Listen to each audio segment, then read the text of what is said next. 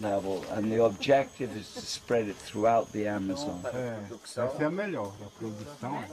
Qual é a produção agora? Você vê que o mel ele é bem ralinho.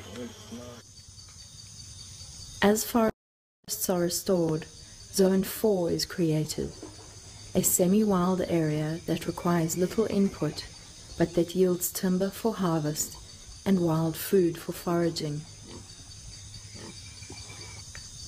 Beyond that lies Zone 5, wilderness.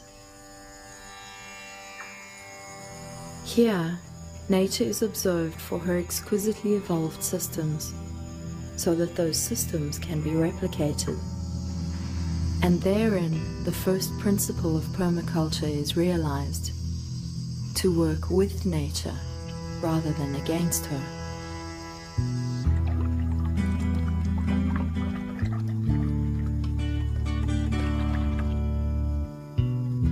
The original Amazonian populations learned how to concentrate their protein resources. They could produce very large amounts of proteins in relatively small space, just based upon planting the right species of trees that fed these fish, that had co-evolved with these trees in their natural condition. They had learned that, they'd studied that, and they just adapted that reality towards their protein cycles.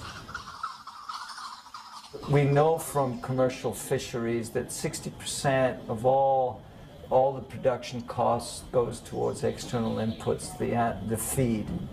And I think if we design our systems according to the natural models that exist on the rivers, then we're going to go far, far away to creating a level of sustainable food production systems all up and down the Amazon. All fishermen understand this concept. It's not something that's going to be foreign. And once you capture a body of water, it's not very difficult to convince them that they have to plant those fruit trees and those seed-producing trees in the perimeter of these ponds.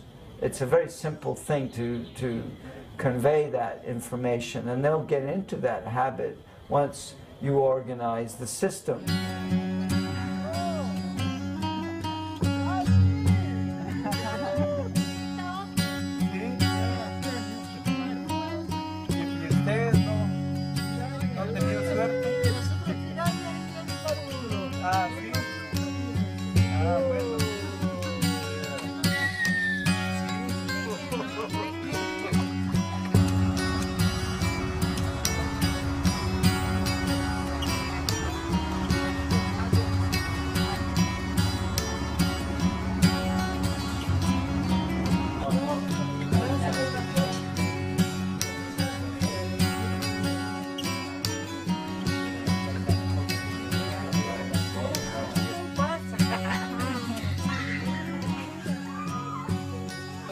For us, the most important thing is the valley, and there's about 120 families living here, and they are always our priority. The land where they live in and their livelihood.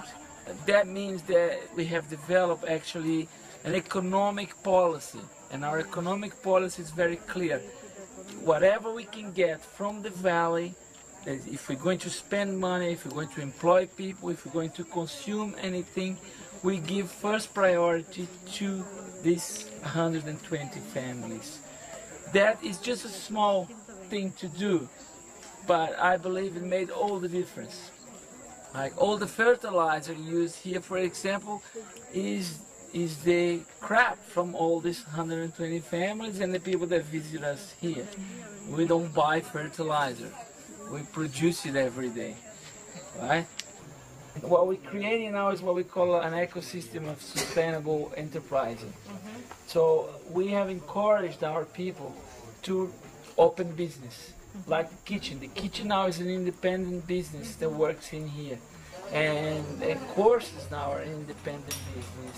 And the books are an independent business. So there's about 6 or 7 different companies now that are attached to this system that we have created here. And we encourage more people to do that, to propose business ventures. Why is that? Because we don't want employees. This whole thing about employees doesn't work well in Brazil. Okay. Anywhere.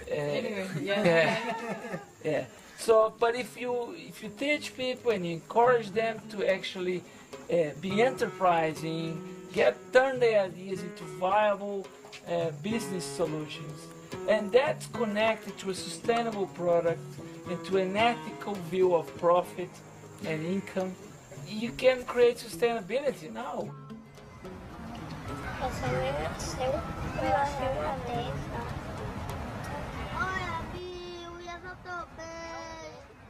We have an ethic in permaculture which is called Fair Share, which ties into fair trade, right livelihood, simple living, which is very difficult. You have to be very conscious, and packaging and food miles and your ecological footprint. So for most of us, we're trying to work on all those levels when we're working in permaculture, and that's a thing we bring to consciousness all the time. So you're saying no to lots of things. I don't want that packet of Pringles chips. I don't want that package like that. I'm not going to do that. But with that comes a wonderful sense of joy and empowerment that somehow you can take control over things that seem uncontrollable, and I personally believe the small private act that no one sees is immensely significant.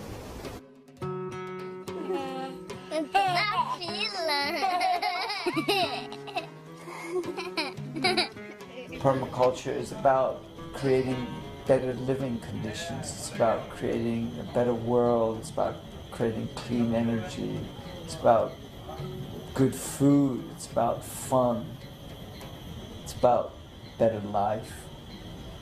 If this spreads throughout Africa, we really have a bright future ahead.